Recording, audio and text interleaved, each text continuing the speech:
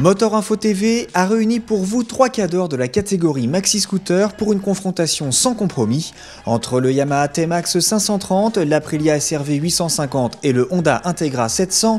Qui est le plus rapide, le plus vif, le plus économique ou encore le plus pratique? Voici notre comparatif coup de poing en 10 points.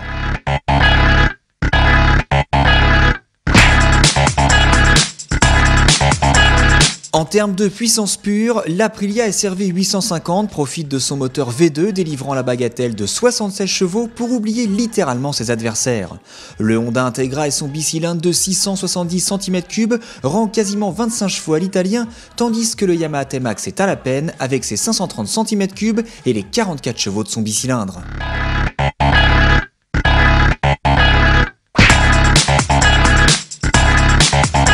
Le T-Max prend sa revanche au moment de passer à la pesée avec un poids de 200 kg, soit 38 kg de moins que le Honda Integra et 49 kg de gagné par rapport à l'imposant SRV.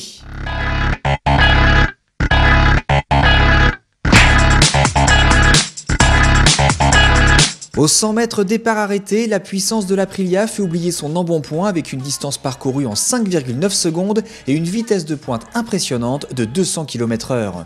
L'Integra tient la distance en accélération avec un chrono de 6 secondes sur 100 mètres, mais le japonais plafonne ensuite à 170 km/h. Et si le T-Max se montre un peu plus feignant au passage du feu vert avec un 100 mètres avalé en 6,8 secondes, il profite d'une belle allonge pour atteindre les 175 km/h chrono.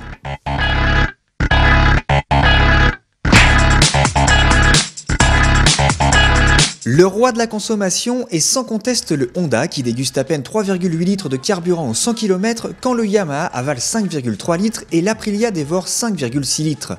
L'Integra autorise d'ailleurs la plus grande autonomie avec 360 km possibles en un seul plein.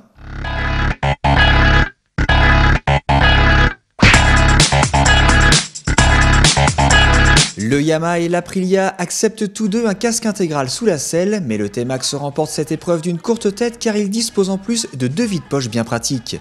Le Honda Integra marque le pas avec un coffre qui permet seulement de transporter un demi-jet.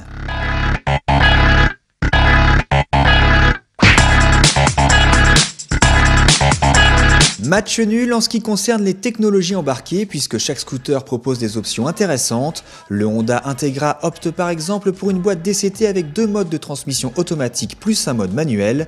L'Aprilia est pour sa part équipée d'un système d'anti-patinage pour dompter l'arrivée de la cavalerie à la roue arrière. Le Yamaha adopte quant à lui un système anti-vol tracker de série afin de décourager les convoitises. Notez également que nos 3 maxi scooters à l'essai disposent de l'ABS, l'Integra et le T-Max offrant un freinage plus convaincant que le SRV.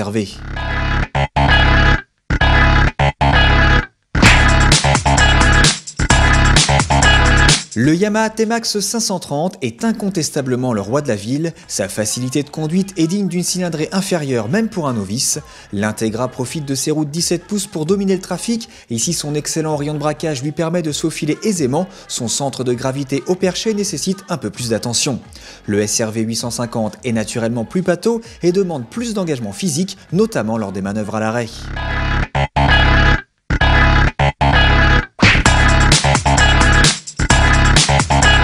Avec son châssis typé moto et son excellente monte pneumatique, le Yamaha T-Max est impérial au moment d'attaquer les petites routes. Mais l'Integra ne s'en laisse pas compter et cette moto transformée en scooter efface les virages avec rigueur sans exiger de mode d'emploi particulier. Une fois encore, le SRV est plus physique à emmener, mais il peut s'avérer redoutable à condition que le bitume soit bien lisse.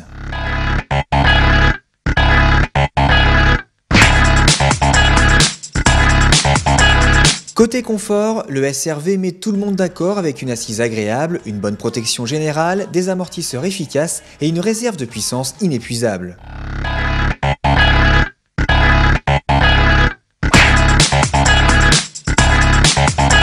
Enfin, pour terminer ce comparatif, voici le prix de nos 3 protagonistes. À 8 490 €, le Honda Integra est le plus abordable de cette sélection, suit l'Aprilia SRV proposé à 10 299 € et enfin le Yamaha T-Max qui se monnaie 10 999 € en version ABS.